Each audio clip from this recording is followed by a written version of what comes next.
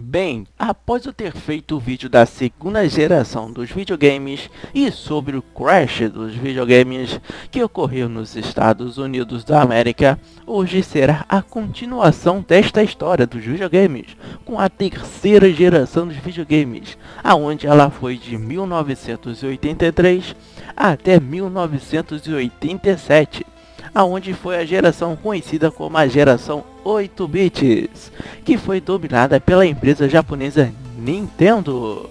Mas antes, se você não for inscrito no meu canal, aproveita aí para se inscrever apertando nesse botão lindo vermelho aí escrito inscreva-se e deixa aquele like maravilhoso para mim ficar emocionado. E vambora para o vídeo!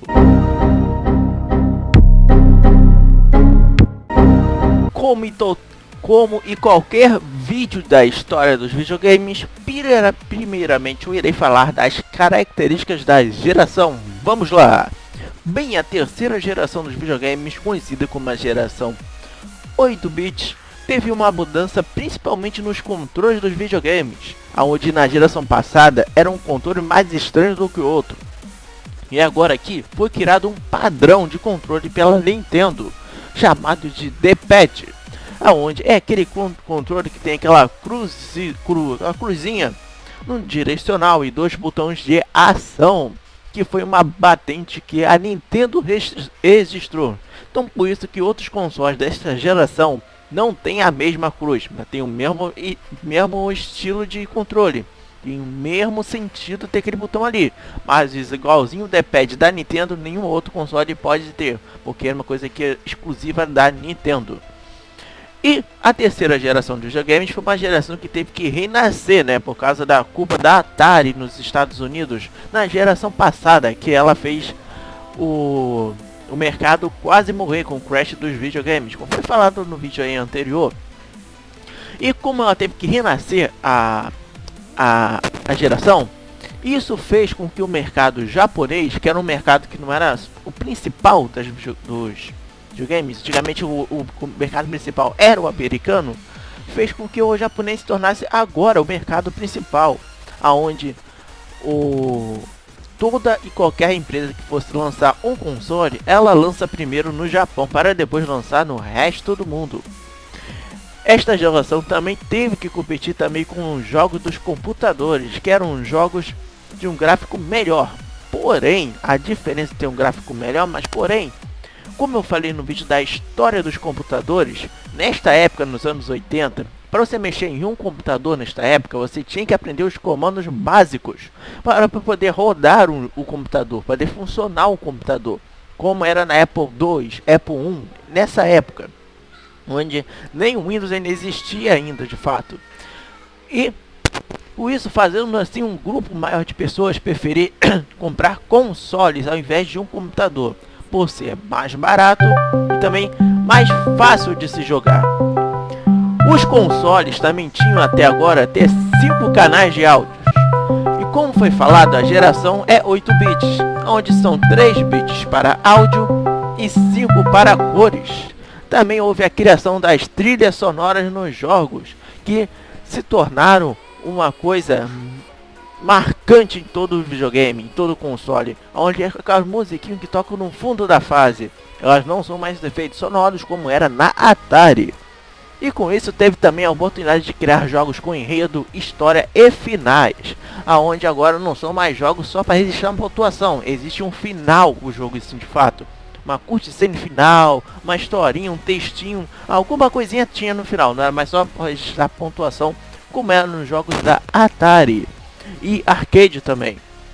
E nesta geração também se iniciou diversas franquias que são famosas até hoje, como Mario, Link, Sonic, Alex Kidd. Todas essas franquias se iniciaram aqui na terceira geração dos videogames. Conforme foi falado no vídeo do crash dos videogames, a geração começa em 1983, com a empresa japonesa Nintendo lançando no Japão o seu console da terceira geração dos videogames, do seu console de 8 bits. Ela lançou o Family Computer, ou em português, computador da família, aonde este console era mais conhecido com o nome de Famicom, que era a junção dos dois nomes do caso. E junto com ele veio o jogo Super Mario Bros, aonde este jogo se tornou o mascote da empresa, onde surgiu o mascote da empresa, que é o Mario, no caso, né, pessoal? E responsável também por salvar a indústria dos videogames na América. E o Famicom, no início de sua vida, ele vendeu bastante no Japão, por ter gráficos bem superiores do que consoles anteriores da geração passada.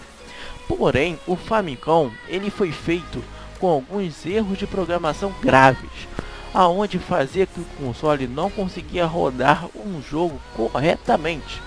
Então assim, a Nintendo teve que pegar todos os seus consoles que já foram vendidos de volta, fazer um recall e assim consertar eles e devolvendo para os usuários sem custo adicional nenhum.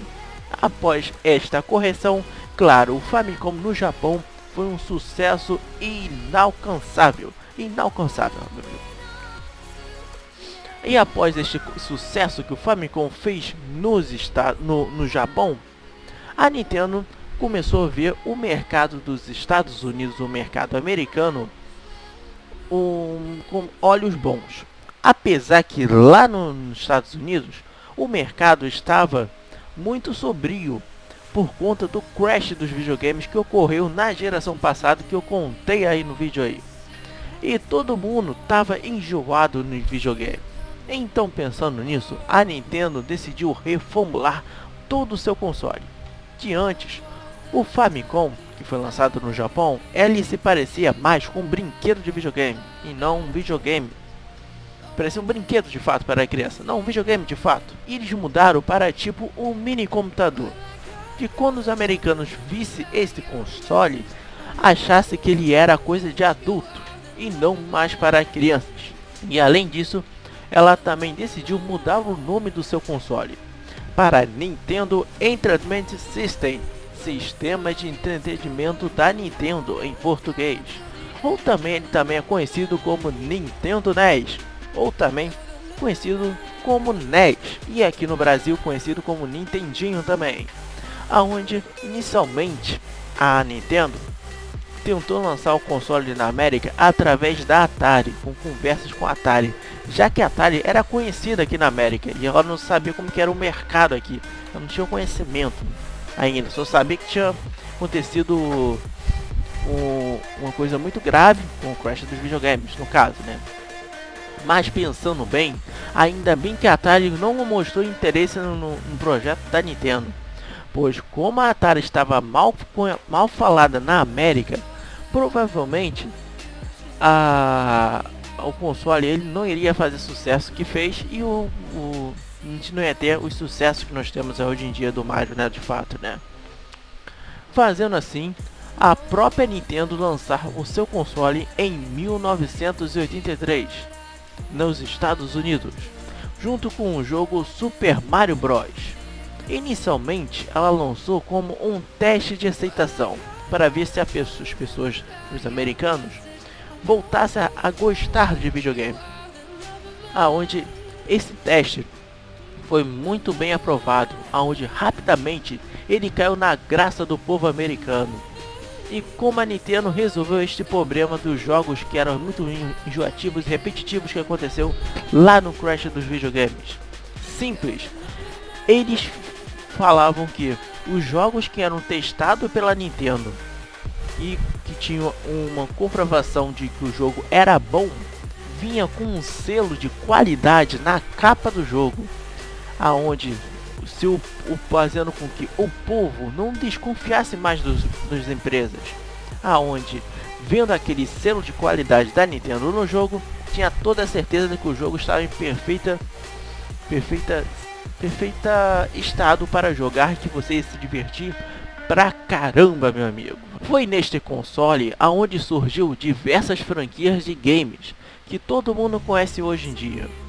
E o personagem mais famoso do mundo dos videogames também, o Mario, aonde nós jogamos diversos jogos no console, como o próprio Super Mario Bros, o jogo que vinha com o console.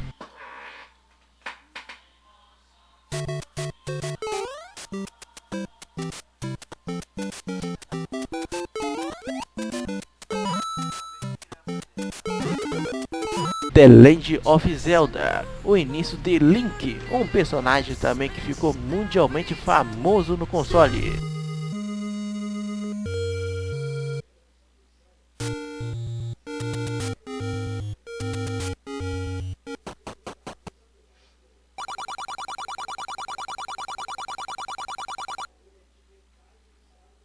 Metroid.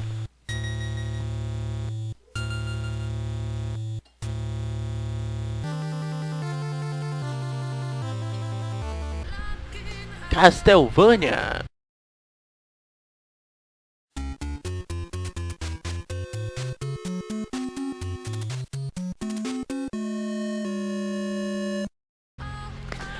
Mega Man.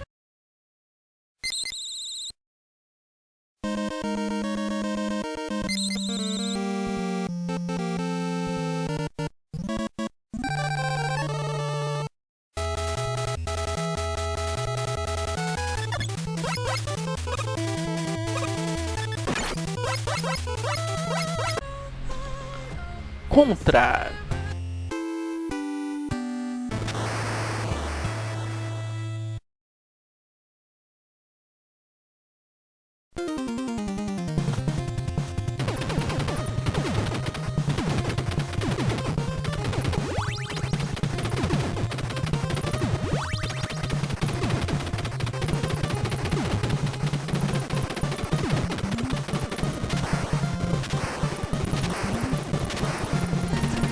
Duck Hunter, que é conhecido também como o jogo do cachorro maldito, que você tem que atirar nos patos do jogo com a pistola Zapper da Nintendo, que é um acessório muito famoso do console.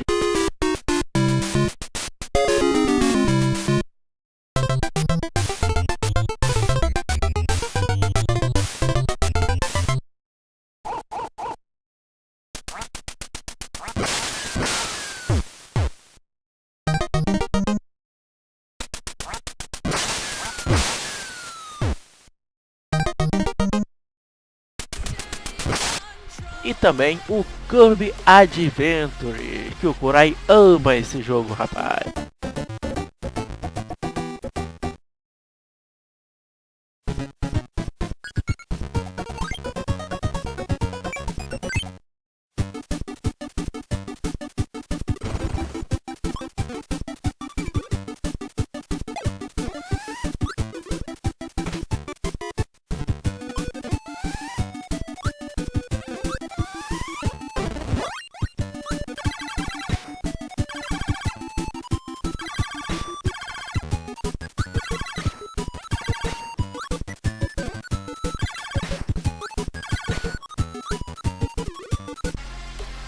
Bem, de fato de curiosidade, este console, o Nintendo NES, foi o console que teve mais acessórios do que qualquer outro videogame que você possa imaginar.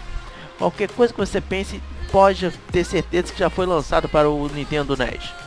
E o acessório que ficou mais conhecido no console em si, de fato, foi a luva Power Glove, aonde ela até ganhou um filme falando dela.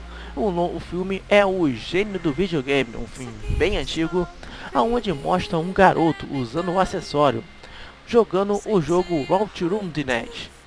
E o aparelho em si, o Power Glove, ela servia como se fosse você que jogar como um volante de um carro, onde você bota a luva e você vai virando a mão como se fosse o volante de um carro, assim, de fato. No Brasil, a Nintendo nunca se deu bem, até porque ela demorou demais para lançar o seu console aqui no Brasil. Sendo assim, quem jogava os jogos da Nintendo no Brasil nos anos 80, jogava em Polystation ou Dynavision, que são os clones do Nintendo NES no Brasil, por causa que a Nintendo nunca ligou muito para o mercado brasileiro, coisa que ela faz até hoje em dia, onde ela não traduz os seus jogos para português, rapaz. Após o sucesso do console, a Nintendo relançou o Nintendo NES em 1993, com o nome de NES 101, rapaz, aonde ele foi lançado somente no Japão. Ele tinha uma aparência totalmente diferente. E também ele foi feito para ser um console mais barato do que o seu sucessor, o Nintendo NES original.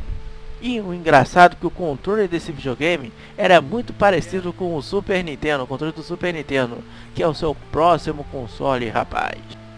E fato de curiosidade, outro fato de curiosidade no caso, em 2016 a Nintendo lançou o NES Classic Edition, que é um mini Nintendo NES nos Estados Unidos, e no Japão ela lançou o Famicom Classic Edition, aonde estes consoles são os verdadeiros Mega Drive e Master System da Tectoy, e só tem alguns jogos na memória, sendo um verdadeiro emulador para que em 2016 quem deseja relembrar esses jogos poder jogar novamente sem nenhum problema, rapaz. Continuando no ano de 1983, exatamente no mesmo dia de lançamento do Famicom da Nintendo no Japão, uma empresa que fazia diversos arcades de sucesso no Japão decidiu entrar no mercado para competir com o Atari 2600. Foi a entrada da Sega no mercado, lançando o seu SG-1000, aonde é o primeiro console da Sega, SG-1000, hein? Aonde ele foi um console que ele não tinha o foco de competir com o Nintendo NES da Nintendo, pois a Sega ela não imaginava que iria surgir a Nintendo e que a Nintendo iria bombar tudo pro lado dela. E sendo assim, o SG-1000 foi um console pensado para competir com o Atari 2600, que foi um console que ficou em alta na geração passada. Então, por isso, por ter já o lançamento do Nintendo NES no mercado, um console muito mais potente, muito melhor, o SG-1000 ele não fez muito sucesso por conta disso, onde ele ficou somente um ano no mercado. E ele também não foi exportado para nenhum outros mercados. Ele ficou somente no Japão, a primeira versão da SG-1000, né?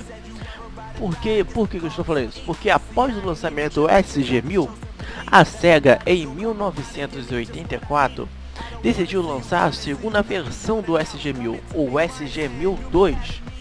E de novidade veio acessórios com eles, onde tinha um teclado e um dispositivo que permitia ler jogos em cartões, aonde surgiu diversos jogos do SG-1000 que foram feitos em cartões, não somente em cartuchos.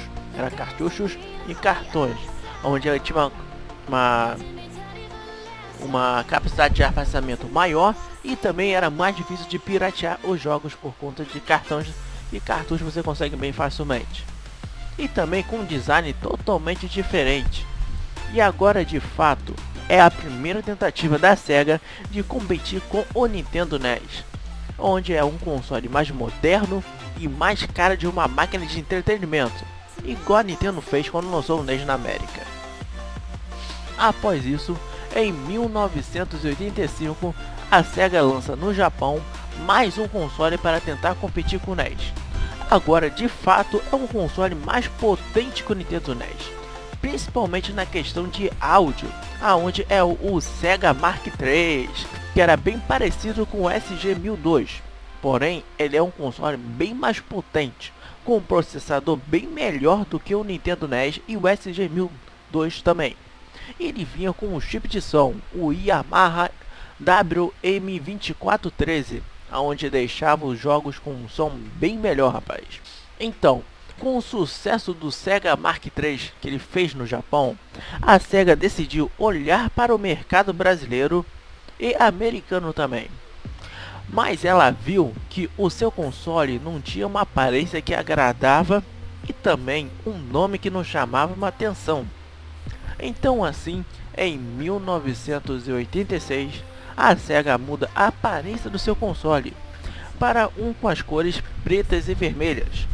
E também ela muda também o nome do seu console para Master System, que se chama também em português Sistema Mestre. E ela também mudou o seu controle para um controle bem mais parecido com os padrões dos americanos, que foi a Nintendo que lançou lá na América, o parecido com o NES, aquela cruzinha com o D-pad lá. Na América, como já existia o Nintendo NES nesta época, e o Nintendo NES estava bombando de uma maneira, com isso, o Master System enfrentou diversas dificuldades no mercado americano, pois o mercado estava tomado pela Nintendo, aonde chegou a um ponto que era 90% de jogos vendidos para a Nintendo e 10% dos consoles vendidos para a Sega. Principalmente porque a Nintendo tinha diversos contratos de exclusividade com diversas produtoras de jogos. E esse contrato obrigava que se a empresa que estava fazendo um jogo para a Nintendo, ela não poderia fazer nenhum outro jogo para nenhuma outra empresa ou console. Assim, obrigando a empresa Sega, a própria Sega, ter que produzir os seus jogos do Master System, além também de conduzir o console.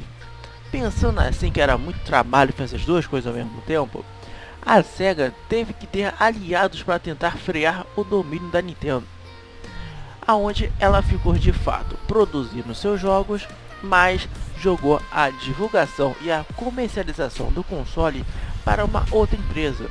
Assim, na América, ela tentou fechar contrato com a Tonka, que é uma empresa de brinquedos americano, para distribuir e tentar fazer com que o Master System fizesse sucesso na América. Porém, a empresa não conseguiu fazer um trabalho eficiente, fazendo com que na casa dos americanos tenha somente o Nintendo NES lá para jogar. E era raro ver algum americano com Master System nas casas deles.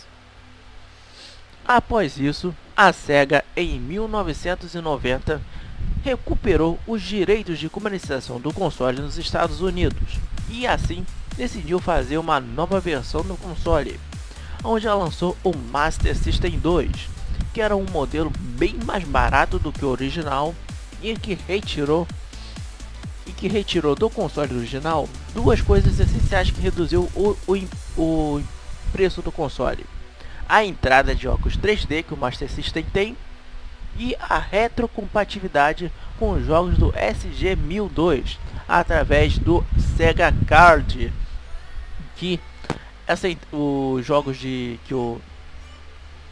o Master System aceitava em cartão, ela ia no mesma entrada que ia o do 3D. Então por isso tirou essa entrada, tirou toda a retrocompatibilidade. Agora no Brasil, a história foi diferente no Brasil do que dos Estados Unidos, aonde a Sega estava vendo que a Nintendo não estava se importando muito com o mercado brasileiro. Então a Sega decidiu vir pesado para o mercado, aonde ela fechou primeiramente contrato de distribuição e comercialização de seu console com uma empresa chamada Tectoy, a famosa Tectoy, onde ela era uma fabricante de brinquedos. E essa parceria entre Sega e Tectoy aqui no Brasil deu muito certo, pois a Tectoy conseguiu fazer com que todo brasileiro naquela época tivesse o seu Master System na sua casa, lançando assim o console no Brasil em 1989, e fez com que a Sega reinasse aqui no Brasil. Por isso que o Master System é um console muito nostálgico para nós brasileiros, e para o resto do mundo quase ninguém nem se importa com ele, nem sequer lembra dele, por conta disso, pois ele fez um sucesso enorme aqui no Brasil. A Tectoy, ela também produziu alguns jogos para o povo BR, e também traduziu alguns jogos que a Sega fez para o português, fazer com que mais pessoas comprassem o console, como o jogo Phantasy Star, que é o único jogo RPG do console que fez mais sucesso no console, principalmente porque a Tectoy traduziu seu jogo para o português brasileiro, rapaz. E de jogos produzidos pela Tectoy, nós tínhamos jogos como a Mônica no Castelo do Dragão,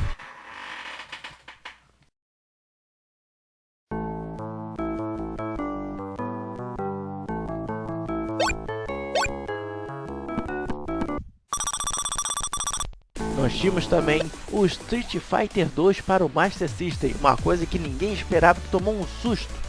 Como que a Tectoy conseguiu fazer um jogo que era muito potente se rodar com tranquilidade no Master System?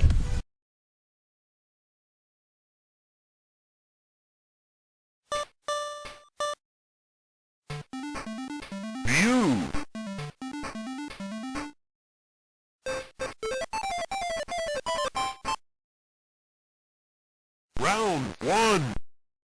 Fight!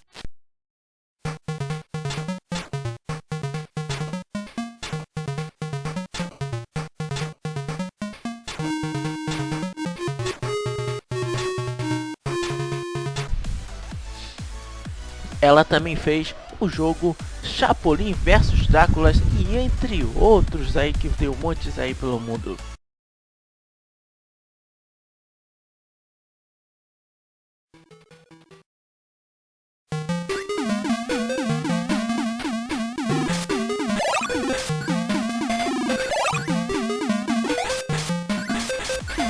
Outra coisa que a Tectoy fez no Brasil, que ela lançou diversas versões de Master System que lança até hoje em dia, capaz de não ter lançado. Aonde ela lançou, vou começar a falar e começar a mostrar aí na tela aí. Onde ela lançou no Brasil, o Master System 2, o Master System 3 Compact, o Master System 3 Super Compact, o Master System 3 Collect, que é o que eu tenho aqui, o Master System Evolution, que não tinha mais a entrada de cartucho a partir desse console, Master System Plug Play, que era um console muito estranho, mas tinha esse daí, rapaz, e o Master System Portátil, que é o último de ser lançado, onde eles tentaram fazer tipo o Master System rodar do console portátil melhor, os jogos, literalmente os jogos Master System. Falando da Sega, no Master System nós também jogamos diversos clássicos, como o jogo Alex Kidd e Miracle World, o jogo do mascote inicial da Sega, que normalmente vinha com esse jogo aqui no Brasil. Esse jogo, quando você comprar o Master System, vinha esse jogo.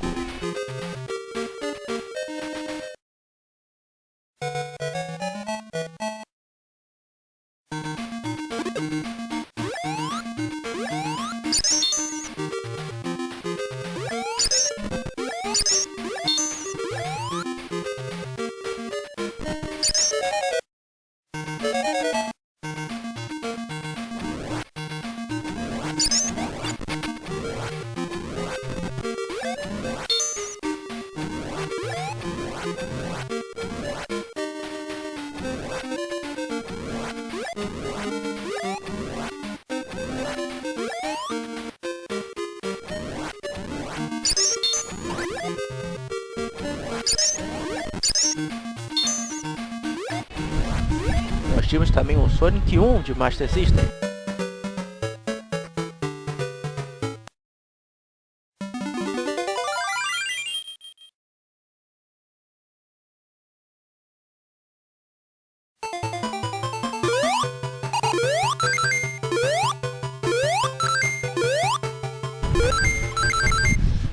Também o Sonic 2 de Master System.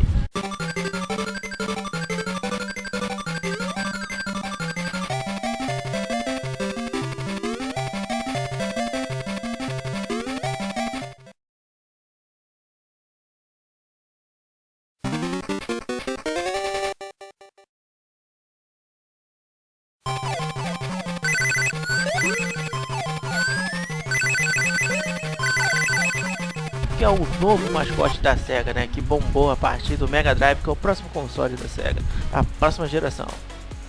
Nós temos também o OutRun.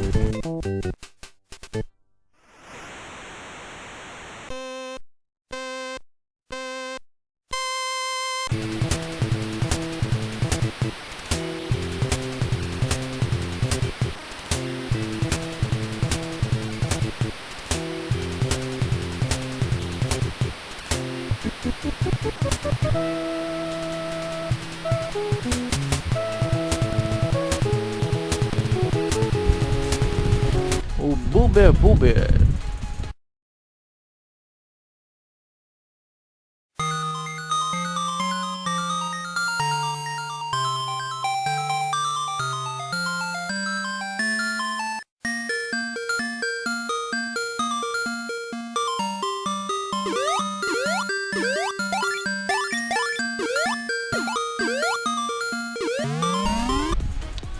Cast of Illusion, o jogo do Mickey.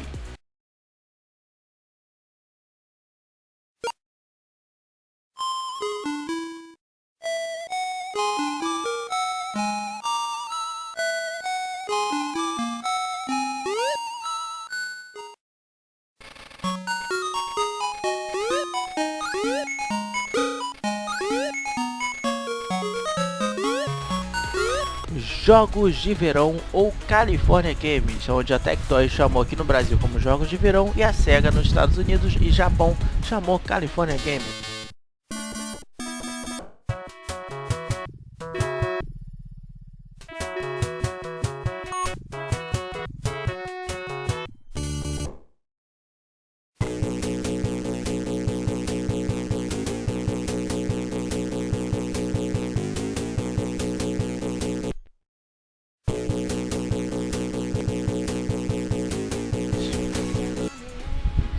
Sonic Chaos,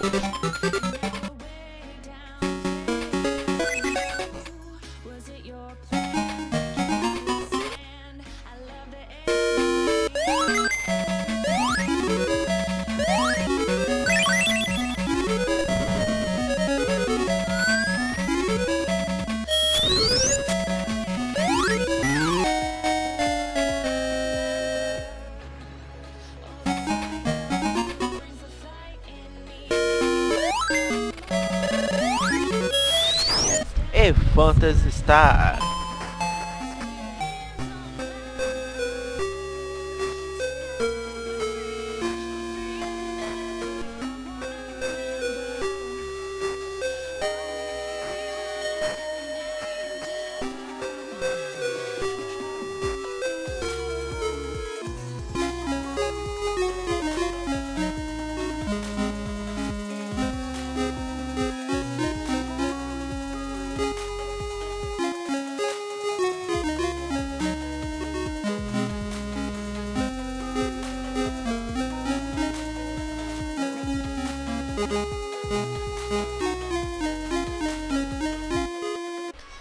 Agora, em 1986, a Atari, mesmo depois de ter sido um fracasso só depois do crash dos videogames, ela tentou se reinventar no mercado e tentar competir com a Nintendo e a SEGA, que estavam competindo um pau a pau uma com a outra para tentar quem estava em primeiro lugar no mercado.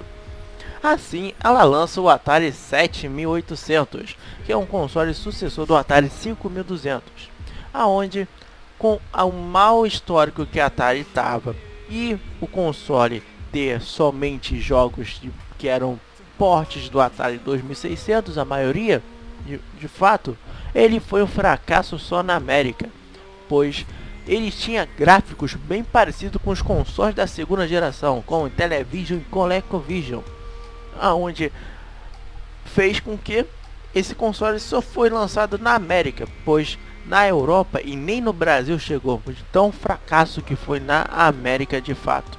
E o principal motivo do fracasso desse videogame, e o videogame só ter jogos portáteis do Atari 2600, foi o fator do contrato de exclusividade da Nintendo, que ferrou ainda mais o console, como eu expliquei lá na SEGA. Que contrato era esse? O que se fazia ferrando as outras empresas? Diferentemente da SEGA, que fez os seus próprios jogos e fez jogos melhor, bom pra caramba, muito jogo, a Atari não quis fazer jogo, quis portar os jogos e não se deu bem com isso. Ela não aprendeu, não adianta que a Atari não aprendeu com os erros que ela fez lá na segunda geração, rapaz. Então, essa foi a terceira geração dos videogames. Então pessoal, esse vídeo fica por aqui. Muito obrigado a quem assistiu o vídeo até aqui. Lembrando, este tema da terceira geração dos videogames foi sugerido pelo Game Expert. E ele é um cara pica que tá sempre na minha live. Eu adoro esse maluco, rapaz. E falando nisso, se você tiver um outro tema aí sobre tecnologia, sobre TI, um tema qualquer que você queira, comenta aí nos comentários desse vídeo, que eu irei ver o comentário seu e irei te responder se é possível fazer esse tema ou não. dando aquele joinha e aquele coraçãozinho no seu comentário, rapaz. E até o próximo vídeo do canal VL Tecnologia. Tchau, tchau, pessoal.